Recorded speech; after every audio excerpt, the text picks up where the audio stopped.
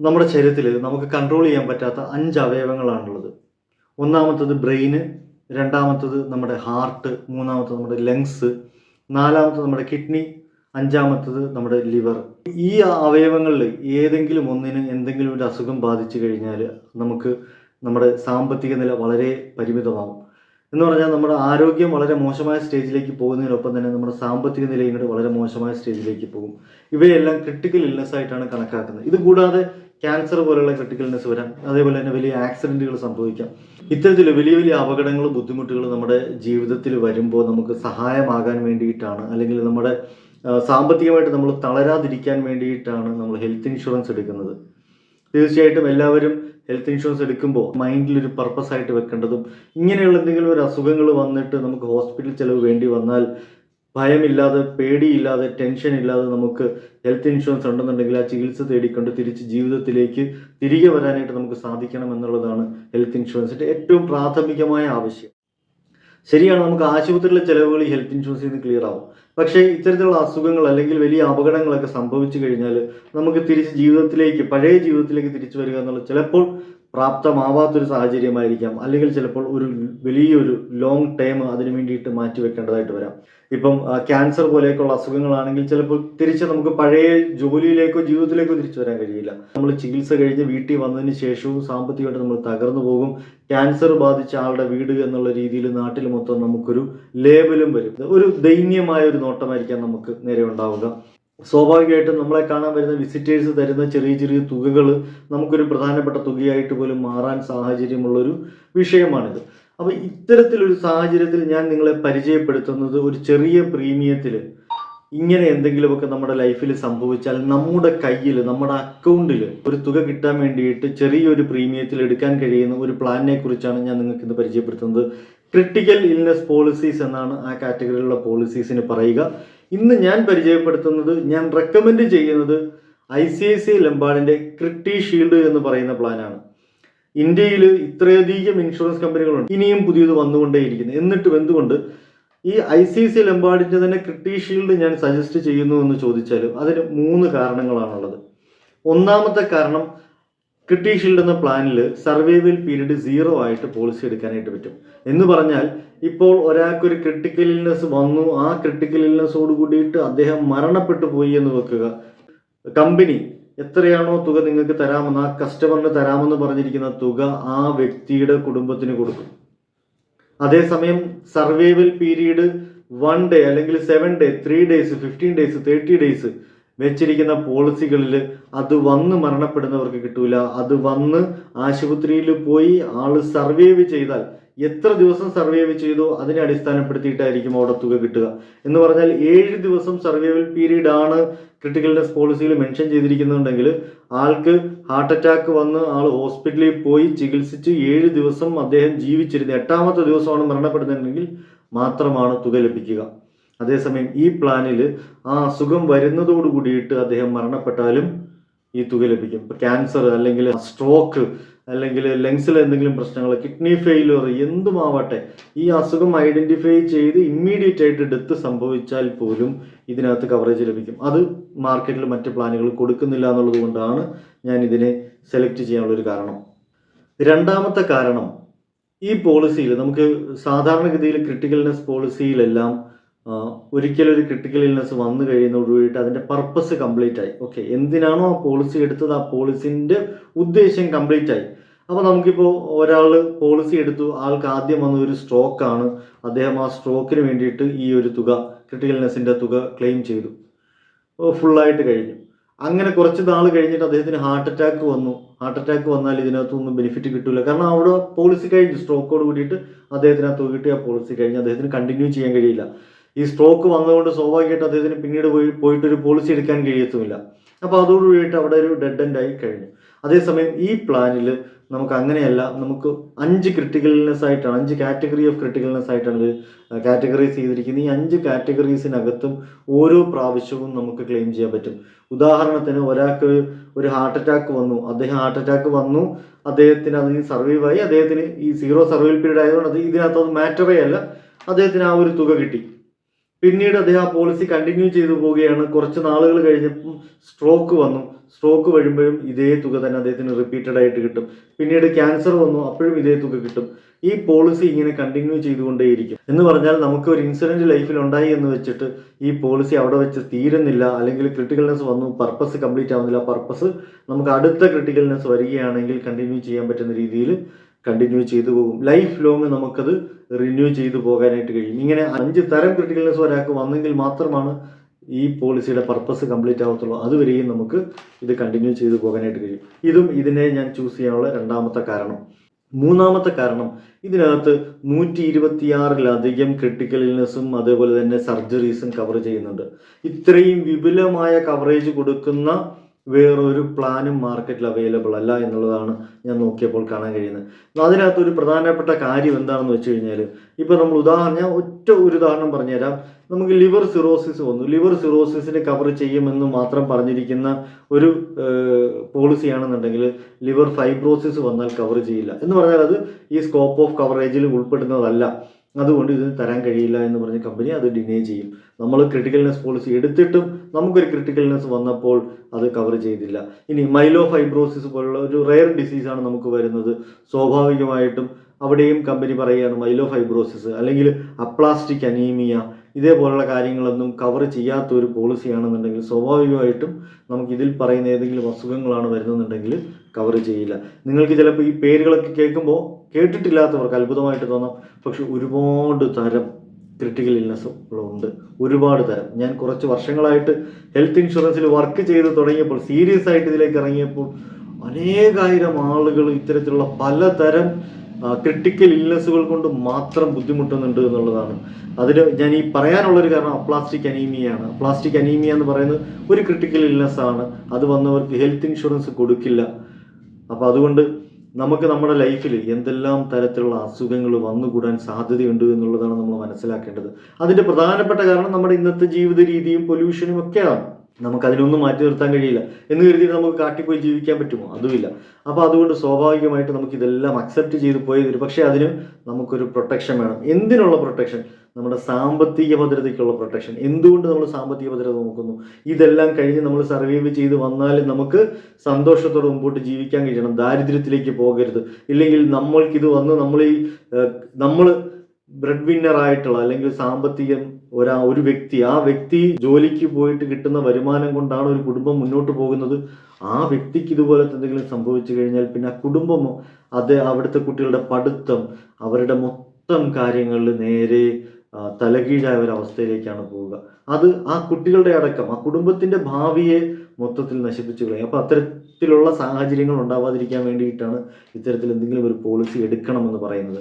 അപ്പോൾ നമുക്ക് ഞാൻ ഈ പറഞ്ഞ ICICI ലംബാർഡിൻ്റെ CritiShield എന്ന് പറയുന്ന പ്ലാനിനെ കുറിച്ച് ഡീറ്റെയിൽ ആയിട്ട് ഒന്ന് നോക്കാം. ഇതിനകത്ത് കുറേ കാര്യങ്ങൾ നമുക്ക് പഠിക്കേണ്ടതായിട്ടും മനസ്സിലാക്കേണ്ടതായിട്ടുള്ളതുണ്ട്. എനിക്ക് നിങ്ങളോട് പറയാനുള്ള ഒരു ഉപദേശം, നിങ്ങൾ ഹെൽത്ത് ഇൻഷുറൻസ് ആവട്ടെ, ഇനി എന്ത് സാമ്പത്തിക ഇടപാടുകളാവട്ടെ, അതെടുക്കുന്നതിന് മുമ്പ് എന്താണ് നിങ്ങൾ ചെയ്യാൻ പോകുന്നത് എന്നുള്ളതിനെക്കുറിച്ച് കൃത്യമായ ബോധ്യത്തിന് ശേഷം മാത്രം ചെയ്യുക. ഒരാളുടെ ഇൻഫ്ലുവൻസിൽ, നമുക്ക് പരിചയമുള്ള ഒരാൾ വന്ന് പറഞ്ഞതിൻ്റെ പുറത്ത് നമ്മൾ എടുക്കുന്നതിലുപരി അതെന്തിന് ഞാൻ എടുക്കുന്നു, അതുകൊണ്ട് എനിക്ക് എന്ത് കിട്ടും എന്ന് കൃത്യമായ ബോധ്യം നിങ്ങൾക്ക് ഉണ്ടാകണം. ഓരോ രൂപ നമ്മൾ ചിലവാക്കുമ്പോഴും, പഴയൊരു ചൊല്ലുണ്ട്, ആറ്റിക്കളഞ്ഞാലും അളന്ന് കളയണമെന്ന് പറയും, പുഴയിൽ കളഞ്ഞാലും അളന്ന് കളയണമെന്ന് പറയും. എന്ന് വെച്ചാൽ നമ്മൾ എന്തിന് ചിലവാക്കുമ്പോഴും അത് സാമ്പത്തികമാണെങ്കിൽ നമ്മുടെ കൈവിട്ട് പോകുന്നതിന് മുമ്പ് അതെവിടേക്കാണ് പോകുന്നത്, അതുകൊണ്ട് എനിക്ക് എന്താ കിട്ടുന്നത്, കൃത്യമായിട്ട് നിങ്ങൾക്കൊരു ബോധ്യം വന്നിട്ടുണ്ടാകണം. അപ്പോൾ അതുകൊണ്ട് ഹെൽത്ത് ഇൻഷുറൻസിലായാലും ഈ ക്രിട്ടിക്കൽ ഇൽനെസ് പോളിസിയിലായാലും നിങ്ങൾ ഇത് എടുക്കുന്നതിന് മുമ്പ് ഇതിനെക്കുറിച്ച് ഡീറ്റെയിൽ ആയിട്ട് മനസ്സിലാക്കണം. എൻ്റെ ഈ വീഡിയോ ചെറിയൊരു പരിചയപ്പെടുത്തൽ മാത്രമാണ്. ഇതൊരിക്കലും ഒരു എക്സ്പേർട്ട് അഡ്വൈസ് എന്ന് കരുതിയിട്ട് ഈ ഒരൊറ്റ വീഡിയോയുടെ പുറത്ത് നിങ്ങളൊരു തീരുമാനത്തിലേക്ക് പോകരുത്. നിങ്ങൾക്ക് എന്തെങ്കിലും സംശയങ്ങളുണ്ടെങ്കിൽ ഞാൻ ഇതിൽ കൊടുത്തിരിക്കുന്ന നമ്പറിൽ എന്നെ നിങ്ങൾക്ക് നേരിട്ട് വിളിക്കാം. ഞാൻ ഇതിൻ്റെ ഫുൾ ഡീറ്റെയിൽസ് നിങ്ങൾക്ക് തരും, നിങ്ങളെ അത് ബോധ്യപ്പെടുത്തി തരും. നിങ്ങൾക്ക് അതിനകത്ത് ഏതൊക്കെ എങ്ങനെയൊക്കെ എന്നുള്ളതിനെക്കുറിച്ച് കൃത്യമായ വിവരങ്ങൾ നൽകിയതിന് ശേഷം മാത്രമായിരിക്കും നമ്മൾ മുമ്പോട്ട് പോവുക.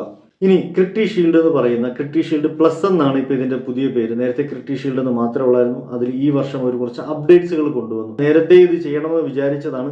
അപ്പോൾ അപ്ഡേറ്റ്സ് വരുന്നു എന്നുള്ളത് കൊണ്ട് കുറച്ച് നാളത്തേക്ക് ഞാനത് നീട്ടിവെച്ചതാണ്. അപ്പോൾ അപ്ഡേറ്റ്സ് വന്നതിൻ്റെ അടിസ്ഥാനത്തിലാണ് ഇപ്പോൾ ഞാൻ അതിൻ്റെ ഒരു വീഡിയോ ഡീറ്റെയിൽ ആയിട്ട് ചെയ്യാമെന്ന് തീരുമാനിച്ചത്.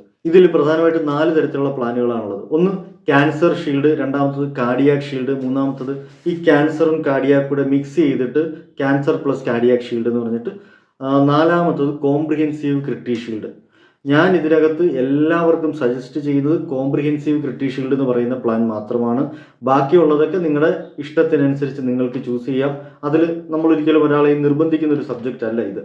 അപ്പോൾ അതുകൊണ്ട് ഇതിനകത്ത് കോംപ്രിഹെൻസീവ് ക്രിട്ടി ഷീൽഡ് ആണ് ഞാൻ റെക്കമെൻഡ് ചെയ്യുന്നത്. ഇനി നമുക്ക് ഈ ക്യാൻസർ ഷീൽഡ്, കാർഡിയാക് ഷീൽഡ് ഇതിനകത്തൊക്കെ എന്തൊക്കെ ഉണ്ടെന്ന് കൂടി ഒന്ന് നോക്കിയിട്ട് നമുക്ക് മുമ്പോട്ട് പോകാം. ഈ ക്യാൻസർ ഷീൽഡ് ആണെന്നുണ്ടെങ്കിൽ നമുക്ക് 4 മേജർ ക്യാൻസറുകളും ഒരു മൈനർ ക്യാൻസറും ആണ് ഇതിനകത്ത് ഉണ്ടാവുക. ക്യാൻസർ, മേജർ ക്യാൻസർ എന്ന് പറയുമ്പോൾ എല്ലാ തരത്തിലുള്ള മേജർ ക്യാൻസറുകളും ഇതിൽ കവറാണ്. Bone marrow transplantation, aplastic anaemia, primary myelofibrosis, ഇത്തരം കാര്യങ്ങളാണ് മേജർ ആയിട്ടുള്ളതിൽ കവർ ചെയ്യുക. അതേപോലെ ഏർലി സ്റ്റേജ് ഓഫ് ക്യാൻസർ, ഏത് ക്യാൻസർ ആയാലും അതിൻ്റെ ഏർലി സ്റ്റേജും ഇതിനകത്ത് കവർ ചെയ്യുന്നുണ്ട്. ഇനീഷ്യൽ വെയിറ്റിംഗ് പീരീഡ് 90 days ആണ് ഇതിനുണ്ടാവുക. നമ്മൾ നേരത്തെ പറഞ്ഞ പോലെ 0 സർവൈവൽ പീരീഡുമാണ്. ഇനി രണ്ടാമത്തെന്ന് പറയുന്നത് കാർഡിയാക് ഷീൽഡാണ്. നമുക്ക് ഈ കേരളത്തിൽ ഏറ്റവും കൂടുതൽ ആളുകൾ മരണപ്പെടുന്നത്, ആക്സിഡൻറ്റിനേക്കാൾ കൂടുതൽ എണ്ണം മരണപ്പെടുന്നത് ഹാർട്ട് അറ്റാക്ക് വന്നിട്ടാണ് എന്നാണ് പറയപ്പെടുന്നത്. അതിൻ്റെ ഒരു പ്രധാനപ്പെട്ട കാരണവും കേരളത്തിലെ 4-ൽ ഒരാൾക്ക് ഡയബറ്റീസ് ഐഡൻറ്റിഫൈ ചെയ്യുന്നുണ്ട് എന്നാണ് കണക്കുകൾ പറയുന്നത്. അപ്പോൾ ഈ ഡയബറ്റീസിൻ്റെ ഒരു ഇമ്മീഡിയറ്റ് ആയിട്ടുള്ള ഒരു റിസൾട്ടാണ് കാർഡിയാക് അറസ്റ്റ് എന്ന് പറയുന്നത്. രണ്ടാമത്തെ ഒരു പ്രശ്നമാണ് സ്ട്രോക്ക്. മൂന്നാമത്തെ വിഷയമാണ് കിഡ്നി ഫെയിലിയർ. നാലാമത്തെ വിഷയം എന്ന് പറയുന്നത് ക്രിയാറ്റിൻ ലെവൽ കൂടുന്നതും അതുമായി റിലേറ്റഡ് ആയിട്ടുണ്ടാകാവുന്ന ഒരുപാട് വിഷയങ്ങൾ. അതുകൊണ്ടാണ് ഈ ഡയബറ്റീസിനെ ഡെഡ്ലിയസ്റ്റ് ഡിസീസ് എന്ന് വിളിക്കുന്നത്. സൈലന്റ് കില്ലർ എന്നാണ് വിളിക്കുക. ഇതിൽ 10 മേജർ ഇൽനെസ്സും 11 മൈനർ ക്രിട്ടിക്കൽ ഇൽനെസ്സുമാണ് കവർ ചെയ്യുക. അതിൻ്റെ ലിസ്റ്റ് എന്നെ വിളിക്കുന്നവർക്ക് ഞാൻ ഡീറ്റെയിൽ ആയിട്ടുള്ള ലിസ്റ്റുകൾ ഞാൻ തരാം. ഇതിനകത്ത് 90 days ആണ് വെയിറ്റിംഗ് പീരീഡ് എന്ന് പറഞ്ഞാൽ ഫസ്റ്റ് ആയിട്ട് ഈ പോളിസി എടുക്കുന്ന ആൾക്ക് 90 ദിവസം കഴിഞ്ഞിട്ട് വരുന്ന ഹാർട്ട് അറ്റാക്ക് അല്ലെങ്കിൽ ഈ പറയുന്ന ക്യാൻസർ അല്ലെങ്കിൽ എന്താണോ അസുഖം അത് കവർ ചെയ്യത്തുള്ളൂ. അത് വന്ന് അതുകൂടി മരണപ്പെടുകയാണെങ്കിൽ പ്രശ്നമില്ല. പക്ഷേ ഫസ്റ്റ് 90 days കഴിഞ്ഞിട്ട് കിട്ടത്തുള്ളൂ. ഇനി ഇതിനകത്ത് നമുക്ക് വേണമെങ്കിൽ PA ആഡ് ചെയ്തെടുക്കാം. അതിനെക്കുറിച്ച് ഞാൻ ഡീറ്റെയിൽ ആയിട്ട് തന്നെ പറഞ്ഞുതരാം. പേഴ്സണൽ ആക്സിഡൻറ്റ് ആഡ് ചെയ്യാനായിട്ടുള്ള ഓപ്ഷൻ ഉണ്ട്. അതേപോലെ മേജർ സർജറീസ് ആഡ് ചെയ്യാനായിട്ടുള്ള ഓപ്ഷനും ഉണ്ട്. ഇനി മൂന്നാമത്തെ ഓപ്ഷൻ നമ്മൾ മുമ്പ് പറഞ്ഞ പോലെ കാർഡിയാക് പ്ലസ് ക്യാൻസർ രണ്ടും കൂടെ മിക്സ് ചെയ്തിട്ടുള്ളതാണ്. അതിലാകുമ്പോൾ 14 മേജർ ഇൽനെസ്സും 12 മൈനർ ഇൽനെസ്സും കവർ ചെയ്യുന്നുണ്ട്. ഇനി ഞാൻ സജസ്റ്റ് ചെയ്യുന്ന ഇതിനകത്ത് ഓപ്ഷൻ എന്ന് പറയുന്നത് കോംപ്രിഹെൻസീവ് ക്രിട്ടി ഷീൽഡ് പ്ലസ് എന്ന് പറയുന്ന ഓപ്ഷനാണ്. 55 മേജർ ഇൽനെസ്സും 37 മൈനർ ഇൽനെസ്സും ഇതിനകത്ത് കവർ ചെയ്യുന്നുണ്ട്. അതേപോലെ നമുക്ക് ഓപ്ഷണലായിട്ട് ക്യാൻസറിൻ്റെ റീസ്റ്റോറേഷൻ ബെനിഫിറ്റ് ആഡ് ചെയ്യാൻ പറ്റും. ഒരിക്കൽ ക്യാൻസർ വന്നു, നമ്മൾ അപ്ലൈ ചെയ്തിരിക്കുന്ന, ഇപ്പോൾ നമുക്ക് 10 ലക്ഷം രൂപയ്ക്ക് നമ്മൾ എടുത്തിരിക്കുന്ന 10 ലക്ഷം രൂപയെ നമുക്ക് കിട്ടി. പിന്നെയും ക്യാൻസർ വരുമ്പോൾ പിന്നെയും ഈ 10 ലക്ഷം രൂപ കിട്ടും. അതാണ് ക്യാൻസർ റീസ്റ്റോറേഷൻ ബെനിഫിറ്റ് എന്ന് പറയുന്നത്. അതേപോലെ തന്നെ ഇതിനകത്ത് major surgical procedures 107 surgical procedures ഇതിനകത്ത് നമുക്ക് ആഡ് ചെയ്യാനായിട്ട് കഴിയും. 106 സർജിക്കൽ പ്രൊസീജിയേഴ്സ് നമുക്ക് ഇതിനകത്ത് ആഡ് ചെയ്യാനായിട്ട് കഴിയും. അതിൽ 58 എണ്ണം മൈനർ ആയിട്ടുള്ള സർജറീസും 48 എണ്ണം മേജർ ആയിട്ടുള്ള സർജറീസും ഈ പറയുന്ന ക്രിട്ടിക്കൽ ഇൽനെസ് കൂടാതെ ഉള്ള സർജറികളാണ് അതിനകത്ത് ഇതിൽ കവർ ചെയ്യുന്നത്. അത് എന്തൊക്കെയാണെന്നുള്ള ഡീറ്റെയിൽഡ് ലിസ്റ്റ് വേണ്ടവർക്കും എന്നെ ഇവിടെ കൊടുത്തിരിക്കുന്ന നമ്പറിൽ ബന്ധപ്പെട്ടാൽ നൽകുന്നതാണ്. ഈ ക്രിട്ടിക്കൽ ഇൽനെസ് പോളിസി എടുക്കണമെങ്കിൽ നിലവിൽ അസുഖമുള്ളവർക്ക് ആർക്കും പറ്റില്ല. നിലവിൽ ഷുഗർ, കൊളസ്ട്രോൾ, BP മുതലായ അസുഖങ്ങളുള്ളവർക്ക് ഈ ക്രിട്ടിക്കൽ ഇൽനെസ് പോളിസി എടുക്കാൻ കഴിയില്ല. അപ്പോൾ അതുകൊണ്ട് നിങ്ങൾ എത്ര ഏജിൽ നിൽക്കുന്നവരുമാവട്ടെ, ഈ പറയുന്ന വിഷയങ്ങളൊന്നുമില്ല, വേറെ വലിയ ഹെൽത്ത് പ്രോബ്ലംസ് ഒന്നും ഇല്ല എന്നുണ്ടെങ്കിൽ ഇമ്മീഡിയറ്റ് ആയിട്ട് ഈ പോളിസി എടുക്കുക. എപ്പോഴെങ്കിലും ഇത്തരത്തിലുള്ള അസുഖങ്ങൾ വന്ന് പെട്ടുപോയിട്ട് പിന്നെ നമ്മൾ ഇത് എടുക്കണമെന്ന് ആഗ്രഹിച്ചാൽ നടക്കില്ല. അതുകൊണ്ട് ആരോഗ്യത്തോടെ ഇരിക്കുമ്പോൾ നിങ്ങൾ പോളിസി എടുത്ത് വെക്കണം. അതുകൊണ്ടാണ് പറയുന്നത്, സമ്പത്ത് കാലത്ത് കാപത്ത് വെച്ചാൽ ആപത്ത് കാലത്ത് കാപത്ത് തിന്നാം എന്ന് പറഞ്ഞാൽ, നിങ്ങളിപ്പോൾ ആരോഗ്യത്തോടെ ഇരിക്കുമ്പോൾ ഇത്തരത്തിലുള്ള കാര്യങ്ങൾ എന്തെങ്കിലുമൊക്കെ ചെയ്തു വെച്ചാൽ നിങ്ങൾക്ക് അനാരോഗ്യം വരുമ്പോൾ അത് ഉപകാരപ്പെടും. ഇനി അനാരോഗ്യം വന്നിട്ട് എന്ന് വെച്ചാൽ അസുഖങ്ങൾ വന്നു തുടങ്ങിയിട്ട് അതിൻ്റെ സിംറ്റമൊക്കെ കണ്ടു തുടങ്ങിയിട്ട് പോയി എടുക്കാനായിട്ട് നിന്നാൽ ചിലപ്പോൾ അത് കിട്ടണമെന്നില്ല. ചിലപ്പം ഈവൻ ഹെൽത്ത് ഇൻഷുറൻസ് എടുക്കുകയാണെങ്കിൽ പോലും, ഇതിപ്പം നമ്മൾ പറയുന്ന ക്രിട്ടിക്കൽ ഇൽനെസ് പ്ലാനുകളെ കുറിച്ചാണ്. നോർമൽ ഹെൽത്ത് ഇൻഷുറൻസ് എടുക്കുകയാണെങ്കിൽ പോലും നമുക്ക് ചിലപ്പോൾ ഹെൽത്ത് ഇൻഷുറൻസ് കിട്ടാത്ത ഒരു സാഹചര്യം ഉണ്ടായേക്കാം. അപ്പോൾ അതുകൊണ്ട് നിങ്ങൾക്കിപ്പോൾ നല്ല ഹെൽത്തി ആയിട്ടാണ് ഇരിക്കുന്നതെങ്കിൽ ഇപ്പോൾ തന്നെ പോയിട്ട് പോളിസി എടുക്കണമെന്നാണ് പറയുക. അതാണ് എൻ്റെ ഉപദേശവും. ഇനി ഇതിനകത്ത് നമുക്ക് PA ആഡ് ചെയ്യാനായിട്ട് പറ്റും. Personal accident policy. എന്താണ് പേഴ്സണൽ ആക്സിഡൻറ്റ് പോളിസി? പലർക്കും അതിനെക്കുറിച്ച് അവ്യക്തതയുണ്ട്. ഞാനത് ഡീറ്റെയിൽ ആയിട്ട് ഒരു വീഡിയോ ചെയ്യാം. പക്ഷേ ചുരുക്കത്തിലൂടെ ഒന്ന് പറഞ്ഞുതരാം. നിങ്ങളാണ് നിങ്ങളുടെ വീടിൻ്റെ നാഥനെങ്കിൽ, നിങ്ങളുടെ വരുമാനത്തിലാണ് ഒരു വീട് മുമ്പോട്ട് പോകുന്നതെങ്കിൽ നിങ്ങൾ തീർച്ചയായിട്ടും ഒരു പേഴ്സണൽ ആക്സിഡൻറ്റ് പോളിസി എടുത്തിരിക്കണം. എന്തിനാണെന്ന് ചോദിച്ചാൽ, നമ്മൾ ഇന്നത്തെ കാലത്ത് അറിയാമല്ലോ, നമ്മൾ പോകുന്ന റോഡുകൾ, ആക്സിഡൻറ്റുകൾ, പട്ടി മുതലും പാമ്പ് വരെയുള്ള പലതരത്തിലുള്ള മൃഗങ്ങളുടെ പ്രശ്നങ്ങൾ, ഇതെല്ലാം നമ്മുടെ നാട്ടിൽ നമ്മൾ നിത്യേന വാർത്തകളിൽ കാണുന്നതാണ്. നാളെ നമ്മളും ഇതിലൊരാളായേക്കാം. അത്തരത്തിലൊരു സാഹചര്യം വന്നു കഴിഞ്ഞാൽ ചിലപ്പോൾ നമ്മൾ ഈ ആക്സിഡൻറ്റിൽ നിന്ന് സർവൈവ് ചെയ്ത് വന്നേക്കാം. പക്ഷെ തിരിച്ച് പണ്ടത്തെ ഒരു ജീവിതത്തിലേക്ക് ആരോഗ്യത്തോടെ പോകാൻ കഴിയണമെന്നില്ല. അത്തരത്തിലൊരു സാഹചര്യം വന്നാൽ നമുക്കൊരു വലിയൊരു തുക നമ്മുടെ കയ്യിൽ ലഭിക്കുകയും ആ തുക കൊണ്ട് നമ്മൾ വീട്ടിൽ ബെഡ് റെസ്റ്റ് കഴിയുന്ന കാലത്തും അതിന് ശേഷമുള്ള കാലത്തും നമുക്ക് വേണമെങ്കിൽ ഒരു ബിസിനസ് തുടങ്ങിക്കൊണ്ട് ജീവിതം മുമ്പോട്ട് കൊണ്ടുപോകാൻ കഴിയുന്ന സാഹചര്യത്തിലുമൊക്കെ നമുക്ക് വലിയൊരു തുക നമ്മുടെ അക്കൗണ്ടിൽ കിട്ടുന്ന രീതിയിലുള്ള ഒരു സംവിധാനമാണ് പേഴ്സണൽ ആക്സിഡൻറ്റ്. എന്ത് തരത്തിലുമുള്ള ആക്സിഡൻറ്റുകളാവട്ടെ അതെല്ലാം ഇതിനകത്ത് കവർ ചെയ്യുന്ന രീതിയിൽ നമുക്ക് പേഴ്സണൽ ആക്സിഡൻറ്റ് പോളിസീസ് ഇതിൻ്റെ കൂടെ ഓപ്ഷണലായിട്ട് ആഡ് ചെയ്യാനായിട്ട് പറ്റും. ഇനി ഇത് തന്നെ എടുക്കണമെന്നില്ല. പേഴ്സണൽ ആക്സിഡൻറ്റ് പോളിസി വളരെ ചെറിയ പ്രീമിയം വരത്തുള്ളൂ. മാസം ഒരു 120 രൂപ പോലും നിങ്ങൾക്ക് ചിലവഴിച്ചാൽ നല്ല പേഴ്സണൽ ആക്സിഡൻറ്റ് പോളിസികൾ മാർക്കറ്റിൽ അവൈലബിൾ ആണ്. അപ്പോൾ അത്തരത്തിലുള്ള ഏതെങ്കിലും ഒരു പേഴ്സണൽ ആക്സിഡൻറ്റ് പോളിസി നിങ്ങൾ അത്യാവശ്യം യാത്ര ചെയ്യുന്ന ആളാണെങ്കിൽ തീർച്ചയായിട്ടും എടുത്തു വെക്കുക. 18 വയസ്സ് കഴിഞ്ഞ വ്യക്തിയാണെങ്കിൽ നിങ്ങൾ കാരണമാണ് കുടുംബം മുമ്പോട്ട് പോകുന്നതെന്നുണ്ടെങ്കിൽ 100% നിങ്ങൾ ആ പോളിസി എടുത്തിരിക്കണം. ഹെൽത്ത് ഇൻഷുറൻസ് എടുക്കുകയോ എടുക്കാതിരിക്കുകയോ ഒക്കെ നിങ്ങളുടെ ഇഷ്ടം. പക്ഷേ ഒരു പേഴ്സണൽ ആക്സിഡൻറ്റ് പോളിസി നിങ്ങൾ നിർബന്ധമായിട്ടും എടുത്തിരിക്കണം. എൻ്റെ ഒരു സുഹൃത്ത്, അദ്ദേഹം ഇൻവെസ്റ്റ്മെൻറ്റ് മേഖലയിൽ മ്യൂച്വൽ ഫണ്ടിൽ ഭയങ്കര സീരിയസ് ആയിട്ട് വർക്ക് ചെയ്യുന്ന ഒരു വ്യക്തിയാണ്. അദ്ദേഹം ഒരിക്കൽ എൻ്റെ അടുത്ത് പറഞ്ഞ ഒരു കാര്യം എന്ന് പറയുന്നത്, ഇൻവെസ്റ്റ്മെൻറ്റ് ചെയ്യണമെങ്കിൽ ഒരു മിനിമം ക്രൈറ്റീരിയ ഉണ്ട്. നമുക്ക് ലോൺ കിട്ടണമെങ്കിൽ മിനിമം ക്രൈറ്റീരിയ ഉണ്ട്. സിവിൽ വേണം, ഇൻകം വേണം, അങ്ങനെ ഒരുപാട് കാര്യങ്ങളുണ്ട്. അതേപോലെ തന്നെ ഇൻവെസ്റ്റ്മെൻറ്റ് ചെയ്യണമെങ്കിൽ മിനിമം ക്രൈറ്റീരിയ ഉണ്ട്. അതിലേറ്റവും ആദ്യത്തെ ക്രൈറ്റീരിയ നമുക്ക് എന്തെങ്കിലും ആക്സിഡൻറ്റ് വന്നാൽ നമ്മുടെ ഇൻവെസ്റ്റ്മെൻറ്റ് നഷ്ടപ്പെടാതിരിക്കാൻ വേണ്ടിയിട്ട് ഒരു പേഴ്സണൽ ആക്സിഡൻറ്റ് പോളിസി എടുക്കുക എന്നുള്ളതാണ്. നമ്മൾ ഇൻഷുറൻസ് ഒന്നും എടുക്കാതെ ഇൻവെസ്റ്റ്മെൻറ്റ് സ്റ്റാർട്ട് ചെയ്യാന്ന് പറഞ്ഞാൽ ഓട്ടപാത്രത്തിൽ വെള്ളം ഒഴിക്കുന്ന പോലെ ഇരിക്കും. നിങ്ങൾ ഇൻഷുറൻസ് ഒന്നും എടുക്കാതെ ഇൻവെസ്റ്റ്മെൻറ്റ് സ്റ്റാർട്ട് ചെയ്യുക എന്ന് പറഞ്ഞാൽ ഓട്ടപാത്രത്തിൽ വെള്ളം ഒഴിക്കുന്ന പോലെ ഇരിക്കും. ഒരു സൈഡിൽ കൂടെ ഒഴിക്കുകയും ചെയ്യും, മറു സൈഡിൽ കൂടെ അതിങ്ങനെ പോയിക്കൊണ്ടിരിക്കുകയും ചെയ്യും. അപ്പോൾ അതുകൊണ്ട് റിസ്കുകളെ കവർ ചെയ്യാൻ വേണ്ടിയിട്ട് ഇൻഷുറൻസ് എടുക്കുക. ഇൻഷുറൻസ് ഒരു ഇൻവെസ്റ്റ്മെൻറ്റ് ഓപ്ഷൻ അല്ല, റിസ്ക് കവറേജ് ഓപ്ഷനാണ്. ആ ഒരു മൈൻഡിൽ വേണം ഇൻഷുറൻസിനെ സമീപിക്കാൻ. അപ്പോൾ ഇവിടെ PA പോളിസി നമുക്ക് ആഡ് ചെയ്യാനായിട്ട് പറ്റും. സ്വാഭാവികമായിട്ട് 90 ഡേയ്സിൻ്റെ വെയിറ്റിംഗ് പീരീഡ് ഇതിനകത്ത് ആപ്ലിക്കബിൾ ആണ്. ഇനി ഇതിൽ ആർക്കൊക്കെ പോളിസി എടുക്കാം? ഏറ്റവും ഇമ്പോർട്ടൻ്റ് ആയിട്ട് ഇതിനകത്തുള്ളത്, അസുഖങ്ങളില്ലാത്തവർക്കേ ഈ പോളിസി കിട്ടത്തുള്ളൂ. മിക്ക സം ഇൻഷുർഡിലും ഇതിന് മെഡിക്കൽ ടെസ്റ്റ് നിർബന്ധമാണ്. അപ്പോൾ അതൊക്കെ കൊണ്ട് നിങ്ങൾക്ക് പ്രത്യേകിച്ച് അസുഖങ്ങളൊന്നും ഇല്ലെന്നുണ്ടെങ്കിൽ ഇമ്മീഡിയറ്റ് ആയിട്ട് ഇതെടുക്കുക. ഇനി ചെറിയ രീതിയിലൊക്കെ സ്റ്റാർട്ടിങ് സ്റ്റേജൊക്കെ ആണെന്നുണ്ടെങ്കിൽ നമുക്ക് നോക്കാം, എങ്ങനെയാണ് വരുന്നത് നമുക്ക് അപ്ലൈ ചെയ്ത് നോക്കാം എന്നേ പറയാൻ പറ്റും. അപ്പോൾ ഇതിനകത്ത് ആർക്കൊക്കെ ഈ പോളിസി എടുക്കാം? 18 വയസ്സ് മുതൽ 65 വയസ്സ് വരെയുള്ളവർക്ക് ഈ പോളിസി എടുക്കാം. എന്ന് പറഞ്ഞാൽ 18 കഴിഞ്ഞിട്ട് ലീഗലി ഇന്ത്യയിൽ ഒരു പൗരനായിട്ടുള്ള ഏത് വ്യക്തിക്കും ഈ പോളിസി എടുക്കാം. 65 വയസ്സ് വരെ ഉള്ളവർക്ക് എടുക്കാനായിട്ട് കഴിയും. അതേപോലെ തന്നെ നമുക്ക് വെയിറ്റിംഗ് പീരീഡ് വരുന്നത് 90 ഡേയ്സ് ഉണ്ട്, 120 ഡേയ്സ് ഉണ്ട്, 150 ഡേയ്സ് ഉണ്ട് ഈ പ്ലാനിൽ വരുന്ന ഓപ്ഷൻസ്. സർവൈവൽ പീരീഡിലും നമുക്ക് ഇതിനകത്ത് ഫ്ലെക്സിബിലിറ്റീസ് ഉണ്ട്.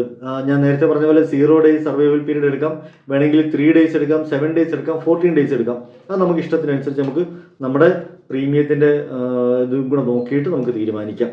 അതേപോലെ തന്നെ പോളിസി ടെന്യൂർ ഉണ്ട്. വേണമെങ്കിൽ 1 വർഷത്തേക്കായിട്ട് എടുക്കാം, 2 വർഷത്തേക്ക് ഒരുമിച്ചെടുക്കാം, 3 വർഷത്തേക്ക് വരെ മാക്സിമം ഒരുമിച്ചെടുക്കാനായിട്ട് പറ്റും. ഇനി ഈ 18 വയസ്സിനും 65 വയസ്സിനും ഇടയിലുള്ള ഒരാൾ ഈ പോളിസി സ്റ്റാർട്ട് ചെയ്തു എന്ന് വെക്കുക, ലൈഫ് ലോങ് അദ്ദേഹത്തിന് കണ്ടിന്യൂ ചെയ്തു പോകാനായിട്ട് കഴിയും. ഒരു ക്രിട്ടിക്കൽനെസ് വന്നു, പിന്നെ അദ്ദേഹത്തിന് കണ്ടിന്യൂ ചെയ്യാം. അടുത്ത ക്രിട്ടിക്കൽനെസ് വന്നു, പിന്നെയും കണ്ടിന്യൂ ചെയ്യാം. ഈ 5 കാറ്റഗറിയിലുള്ള ഏത് ക്രിട്ടിക്കൽനെസ് വന്നു കഴിഞ്ഞാലും 5 തവണയായിട്ട് അദ്ദേഹത്തിന് ക്ലെയിം ചെയ്തു പോകാൻ കഴിയും കോംപ്രിഹെൻസീവ് എന്ന് പറയുന്ന പ്ലാനിൽ. അതേസമയം ക്യാൻസറിൻ്റെ മാത്രം കവറേജ് ഉള്ള പ്ലാൻ എടുത്താൽ ക്യാൻസറിൻ്റെ മാത്രമാണ് അവിടെ കവറേജ് ചെയ്യുക. അതോടുകൂടിയിട്ട് അതിൻ്റെ പർപ്പസ് കംപ്ലീറ്റ് ആവും. നമ്മൾ ആദ്യം പറഞ്ഞ പർപ്പസ്, ഇപ്പം നമ്മൾ ഒരു ക്രിട്ടിക്കൽനെസ് പോളിസി എടുത്തു, ഒരു ക്രിട്ടിക്കൽനെസ് വന്നു, അതോടുകൂടി അതിൻ്റെ പർപ്പസ് കംപ്ലീറ്റ് ആവുന്നതാണ് മിക്ക മാർക്കറ്റിലുള്ള പോളിസികളിലും സംഭവിക്കുക. ഇവിടെ നമുക്ക് കോംപ്രിഹെൻസീവ് എടുക്കുമ്പോൾ 5 ക്രിട്ടിക്കൽനെസ് വരെയാണ് നമുക്ക് കവർ ചെയ്യുക. അപ്പോൾ 1 റിപ്പീറ്റഡ് ആയിട്ട് അടുത്തത് എന്നുള്ള രീതിയിൽ നമുക്ക് ചെയ്യാനായിട്ട് കഴിയും. അങ്ങനെ നമുക്ക് സം ഇൻഷുർഡ് എന്നാണോ ഈ 5 തരത്തിലുള്ള സം ഇൻഷുർഡും കംപ്ലീറ്റ് ആവുന്ന അന്ന് വരെയും നമുക്ക് കംപ്ലീറ്റ് ചെയ്തു പോകാം. ഇനിയല്ല, ക്യാൻസറിന് നമുക്ക് നമ്മൾ റീസ്റ്റോറേഷൻ ബെനിഫിറ്റ് ആഡ് ചെയ്തിട്ടുണ്ടെങ്കിൽ, ക്യാൻസർ ആണ് വന്നതെങ്കിൽ അത് എത്ര തവണ വേണമെങ്കിലും നമുക്കിതിങ്ങനെ റീസ്റ്റോർ ചെയ്ത് നമ്മുടെ അൺടിൽ ഡെത്ത് വരെയും നമുക്കത് കണ്ടിന്യൂ ചെയ്തു പോകാനായിട്ട് കഴിയും. ഇത് നമ്മുടെ ഇൻകം ടാക്സ് ഫയൽ ചെയ്യുന്നവർക്ക് 80D പ്രകാരം ബെനിഫിറ്റ് കിട്ടുന്ന ഒരു പോളിസി കൂടിയാണ്. പിന്നെ പ്രധാനപ്പെട്ട മറ്റൊരു കാര്യം, ഈ പോളിസിയിൽ ഞാൻ നേരത്തെ പറഞ്ഞതുപോലെ മെഡിക്കൽ ടെസ്റ്റ് പല കാറ്റഗറീസിലും നിർബന്ധമാണ്. ചിലതിൽ നമ്മുടെ കണ്ടീഷൻ അനുസരിച്ചും അവർ ചെയ്യാറുണ്ട്. പക്ഷേ നമ്മുടെ കയ്യിൽ നിന്ന് അതിന് വേണ്ടിയിട്ട് പൈസ ചിലവാക്കേണ്ട. കമ്പനി ആ തുക അവരുടെ കയ്യിൽ നിന്ന് ചിലവാക്കി മെഡിക്കൽ ടെസ്റ്റ് നടത്തിക്കൊള്ളും. നമ്മൾ മെഡിക്കൽ ടെസ്റ്റിന് അവർ പറയുന്ന സ്ഥലത്ത് പോയാൽ മാത്രം മതി. ഇനി ആർക്കൊക്കെയാണ് മെഡിക്കൽ ടെസ്റ്റ് വേണ്ടി വരിക എന്നുള്ളത് കൂടി ഞാനൊന്ന് പറഞ്ഞു തരാം. 18 വയസ്സ് മുതൽ 50 വയസ്സ് വരെയുള്ളവർക്ക് 25 ലക്ഷത്തിന് മുകളിലോട്ട് സം ഇൻഷ്യൂർഡ് ഉള്ള പ്ലാൻ എടുക്കുകയാണെങ്കിൽ മാത്രമേ ഉള്ളൂ മെഡിക്കൽ ടെസ്റ്റ് വരുന്നത്. 51 വയസ്സ് മുതൽ 55 വയസ്സ് വരെയുള്ളവർക്ക് 20 ലക്ഷത്തിന് മുകളിലോട്ടുള്ള സം ഇൻഷ്യൂർഡ് എടുത്താലേ മെഡിക്കൽ ടെസ്റ്റ് കമ്പൽസറി ആയിട്ട് വരത്തുള്ളൂ. 56-നും 60-നും ഇടയിലുള്ളവരാണെങ്കിൽ 10 ലക്ഷത്തിന് മുകളിലോട്ടുള്ള സം ഇൻഷ്യൂർഡ് എടുത്താലും മെഡിക്കൽ ടെസ്റ്റ് വരും. എന്ന് പറഞ്ഞാൽ അവർ 5 ലക്ഷത്തിന് പോളിസി എടുത്താൽ മെഡിക്കൽ ടെസ്റ്റ് വരില്ല. 10 അതിന് മുകളിലോട്ടോ എടുത്തു കഴിഞ്ഞാൽ അവർക്ക് മെഡിക്കൽ കഴിഞ്ഞിട്ടേ പോളിസി കൊടുക്കത്തുള്ളൂ. അവർക്ക് ഒരു ഹെൽത്ത് ഇഷ്യൂ ഇല്ല എന്ന് പറഞ്ഞാൽ പോലും മെഡിക്കൽ കഴിഞ്ഞിട്ടേ കൊടുക്കത്തുള്ളൂ. ഇനി 61 വയസ്സിന് മുകളിലോട്ടും 65 വയസ്സ് വരെ ഉള്ളവർക്കാണെങ്കിൽ ഏത് സം ഇൻഷ്യൂർഡ് എടുത്താലും മെഡിക്കൽ ടെസ്റ്റ് കമ്പൽസറിയാണ്. അപ്പോൾ അതുകൊണ്ട് ആസ് ഏർലി ആസ് പോസിബിൾ നമ്മൾ ഇത് എടുക്കുക എന്നുള്ളതാണ് ഇതിനകത്ത് ഏറ്റവും നല്ല ഒരു ചോയ്സ്. ഇനി ഇതിനകത്ത് വേറൊരു കണ്ടീഷൻ കൂടിയുണ്ട് ഈ പ്ലാനിന്. കാരണം ഇത്രയും ബെനിഫിറ്റുകളൊക്കെ കൊടുക്കുന്നതുകൊണ്ട് തന്നെ അവർ കുറച്ച് കണ്ടീഷൻസ് ഇതിനകത്ത് വെച്ചിട്ടുണ്ട്. അത് ഏജ് ബാൻഡിനനുസരിച്ച് സം ഇൻഷ്യൂർഡും ചൂസ് ചെയ്യാനായിട്ട് കഴിയും. എന്ന് പറഞ്ഞാൽ ഇപ്പോൾ 18 വയസ്സ് മുതൽ 40 വയസ്സ് വരെ ഉള്ളവർക്ക് 40 ലക്ഷം വരെയുള്ള സം ഇൻഷ്യൂർഡും അവർക്ക് കോംപ്രിഹെൻസീവ് പ്ലാൻ എന്ന് വെച്ചാൽ അതിൻ്റെ 5 മടങ്ങ് എന്ന് വെച്ചാൽ 2 crore വരെ നമ്മൾ പറഞ്ഞില്ലേ 5 തരം ക്രിട്ടിക്കൽ ഇൽനെസ്സുകളും കവർ ചെയ്യുമെന്ന് പറഞ്ഞ് അതിന് 40 ലക്ഷം രൂപ സം ഇൻഷ്യൂർഡ് വരെയും മാക്സിമം ചൂസ് ചെയ്യാനായിട്ട് കഴിയണമെങ്കിൽ 18-നും 40-നും ഇടയിലുള്ളവരാണ്. അപ്പോൾ 41 വയസ്സുള്ള ഒരാൾക്ക് 35 ലക്ഷം വരെ ഉള്ളതേ സെലക്ട് ചെയ്യാൻ പറ്റും. 41 മുതൽ 45 വരെ വയസ്സുള്ളവർക്ക് 35 ലക്ഷവും 46 മുതൽ 50 വയസ്സ് വരെയുള്ളവർക്ക് 30 ലക്ഷവും 51 മുതൽ 55 വരെ ഉള്ളവർക്ക് 25 ലക്ഷവും 56 മുതൽ 60 വയസ്സ് വരെയുള്ളവർക്ക് 15 ലക്ഷവും മാത്രമേ എടുക്കാനായിട്ട് കഴിയൂ. അപ്പോൾ അതുകൊണ്ട് നമ്മൾ സം ഇൻഷ്യൂർഡ് നിങ്ങളുടെ ഏജ് എത്രയാണോ ഇപ്പോൾ ഉള്ളത് അത്ര എടുക്കുക. അല്ല കുറച്ചുകൂടെ കഴിയട്ടെ എന്ന് പറഞ്ഞ് നീട്ടി വെക്കുന്നതിനേക്കാൾ നല്ലത് ഈ ഏജ് ഗ്രൂപ്പിൽ ഏതിലാണോ പെടുന്നത് ആ ഏജിലുള്ള ഒരെണ്ണം എത്രയും വേഗം ചൂസ് ചെയ്യുക എന്നുള്ളതാണ് ഏറ്റവും ബെസ്റ്റ് ഓപ്ഷൻ എന്നുള്ളത്. അപ്പോൾ ഇത്രയുമാണ് എനിക്ക് ഈ പ്ലാനിനെ കുറിച്ച് നിങ്ങൾക്ക് പറഞ്ഞു തരാനുള്ളത്. ഇനി 1-2 പ്രധാനപ്പെട്ട വിഷയങ്ങളും കൂടി പറഞ്ഞ് നമ്മൾ ഈ വീഡിയോ അവസാനിപ്പിക്കുകയാണ്. ഒന്നാമത്തെ കാര്യം, ഇതിനകത്ത് എങ്ങനെയാണ് ക്ലെയിം വർക്കാവുക എന്നുള്ളതാണ്. ഇപ്പം നമുക്ക് ഹെൽത്ത് ഇൻഷുറൻസ് എന്ന് പറയുമ്പോൾ നമ്മൾ സ്വാഭാവികമായിട്ട് ആലോചിക്കുന്ന ഹോസ്പിറ്റൽ ബില്ല് സെറ്റിൽ ചെയ്യും എന്നുള്ളതാണ്. പക്ഷേ ഇതിൽ ഹോസ്പിറ്റൽ ബില്ലല്ല സെറ്റിൽ ചെയ്യുന്നത്. ഈ പറഞ്ഞ തുക നമ്മളിപ്പോൾ എടുക്കുന്നത് 10 ലക്ഷം രൂപയാണ് അല്ലെങ്കിൽ 40 ലക്ഷം രൂപയാണെന്നുണ്ടെങ്കിൽ ക്രിട്ടിക്കൽ ഇൽനെസ് വരുമ്പോൾ വന്നു എന്നുള്ളതിൻ്റെ പ്രൂഫ് നമുക്ക് കമ്പനിക്ക് കൊടുക്കാൻ കഴിഞ്ഞാൽ കമ്പനി അത് ഇവാലുവേറ്റ് ചെയ്ത് അക്സെപ്റ്റ് ചെയ്താൽ ഈ പറയുന്ന തുക നമ്മുടെ ബാങ്ക് അക്കൗണ്ടിലേക്ക് കമ്പനി തരും. ടാക്സ് ഉണ്ടാവില്ല. ഈ തരുന്ന തുകയ്ക്ക് ടാക്സബിൾ അല്ല. അപ്പോൾ അതുകൊണ്ട് നമുക്ക് ടാക്സ് ഇല്ലാതെ ഈ ഒരു തുക നമ്മുടെ അക്കൗണ്ടിൽ കിട്ടും. ഇനി നമുക്ക് ഇപ്പോൾ ഉദാഹരണത്തിന് എടുക്കാം, ക്യാൻസറിൻ്റെ വളരെ ഏർലി സ്റ്റേജിൽ കണ്ടെത്തിയാൽ ഒരു ക്യാൻസർ ആണെന്നുണ്ടെങ്കിൽ നമുക്ക് ഈ 40 ലക്ഷവും തരുമോ? ഇല്ല. അതിൻ്റെ 25% ആയിരിക്കും ആദ്യം തരിക. നമ്മൾ 10 ലക്ഷം എടുത്താണെങ്കിൽ 2.5 ലക്ഷം രൂപയാണ് നമുക്ക് ആദ്യം തരിക. 40 ലക്ഷം എടുത്തിരിക്കുന്ന ആളാണെങ്കിൽ 10 ലക്ഷം രൂപയാണ് ആദ്യം നമുക്ക് തരിക. 25% തരും. പിന്നീട് നമുക്ക് ക്രിട്ടിക്കൽ ഇൽനെസ്, ഈ ക്യാൻസർ തന്നെ നമുക്ക് അതിൻ്റെ ഒരു സിവിയർ ആയിട്ടുള്ള സ്റ്റേജ് പിന്നീട് നമുക്ക് കണ്ടെത്തപ്പെട്ടാൽ ബാക്കി 75% തരും. ഇനി അതല്ല, തുടക്കത്തിൽ തന്നെ ക്രിട്ടിക്കൽ സ്റ്റേജിൽ എന്ന് വെച്ചാൽ മേജർ ക്രിട്ടിക്കൽ ഇൽനെസ് ആണ് വന്നെന്നുണ്ടെങ്കിൽ മുഴുവൻ തുകയും നമുക്ക് ഒറ്റ സ്ട്രെച്ചായിട്ട് തന്നെ നമ്മുടെ അക്കൗണ്ടിലേക്ക് തരും. അപ്പോൾ ഈ പ്ലാനിനെ കുറിച്ചുള്ള കൂടുതൽ ഡീറ്റെയിൽസ്, ഈ പ്ലാൻ എടുക്കാനായിട്ട് നിങ്ങൾ പ്ലാൻ ചെയ്യുന്നുണ്ടെങ്കിൽ അതിനൊക്കെ വേണ്ടിയിട്ട് ഞാൻ ഈ വീഡിയോയിൽ കൊടുത്തിരിക്കുന്ന എൻ്റെ നമ്പറിൽ നിങ്ങൾക്ക് വിളിക്കാം. എൻ്റെ ചാനലിലുള്ള വീഡിയോസൊക്കെ കാണാം. ഹെൽത്ത് ഇൻഷുറൻസിനെ കുറിച്ച് മനസ്സിലാക്കാം. എനിക്കാകെ പറയാനുള്ളത്, നമ്മൾ സാമ്പത്തിക രംഗത്ത് എന്ത് തീരുമാനമെടുക്കുമ്പോഴും നമ്മൾ ബോധ്യപ്പെട്ട ശേഷം മാത്രം ചെയ്യുക എന്ന് മാത്രമാണ്. ഒരിക്കലും ഒരാളുടെ ഇൻഫ്ലുവൻസിൻ്റെ പുറത്ത്, ഒരാളുടെ നിർബന്ധത്തിൻ്റെ പുറത്ത്, ഉപദേശത്തിൻ്റെ പുറത്ത് നമ്മൾ പോയിട്ട് ചാടി വീഴേണ്ടുന്ന ഒരു സംഗതിയല്ല. നമ്മളുടെ ബോധ്യത്തിൻ്റെ പുറത്ത് നമ്മൾ എടുക്കേണ്ട ഒരു തീരുമാനമാണ്. അത്തരത്തിൽ ഒരു പ്ലാൻ എടുക്കാനായിട്ടൊക്കെ, ഒരു ഹെൽത്ത് ഇൻഷുറൻസ് എടുക്കാനായിട്ടോ അല്ലെങ്കിൽ ഒരു ടേം ഇൻഷുറൻസ് എടുക്കാനായിട്ടോ ഇത്തരത്തിൽ റിസ്ക്, നിങ്ങളുടെ ലൈഫിൽ ഉണ്ടാവാൻ സാധ്യതയുള്ള റിസ്കിനെ കവർ ചെയ്യാനായിട്ട് നിങ്ങൾ പ്ലാൻ ചെയ്യുന്നുണ്ടെങ്കിൽ തീർച്ചയായിട്ടും എൻ്റെ നമ്പറിൽ കോൺടാക്ട് ചെയ്യാം. ഒരിക്കലും റിസ്ക്കും എക്സ്പെൻസും രണ്ടും തിരിച്ചറിയാൻ കഴിയണം. അഥവാ ലോസും എക്സ്പെൻസും എന്താണെന്നുള്ളത് തിരിച്ചറിയാനായിട്ട് കഴിയണം. നമുക്ക് ഓൾറെഡി അറിയാം നമുക്ക് വരാൻ പോകുന്നൊരു ചിലവാണത് എന്നറിയാമെങ്കിൽ അതിനെ എക്സ്പെൻസ് എന്ന് പറയുക, ഒരിക്കലും ലോസ് ആയിട്ട് കണക്കാക്കില്ല.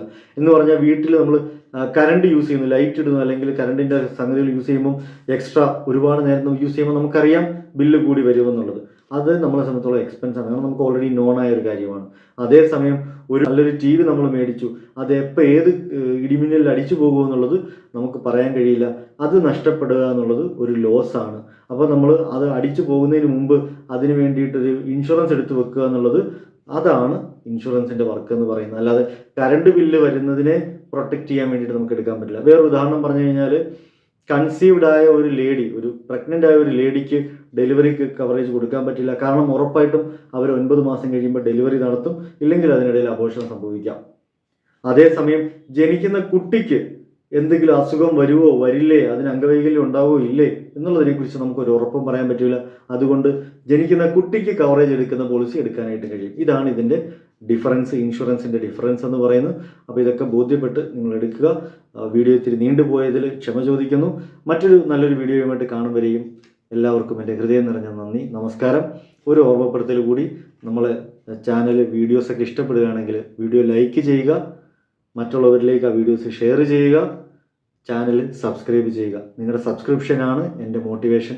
അപ്പോൾ അതുകൊണ്ട് മറ്റൊരു വീഡിയോയുമായിട്ട് കാണും വരെ നന്ദി, നമസ്കാരം.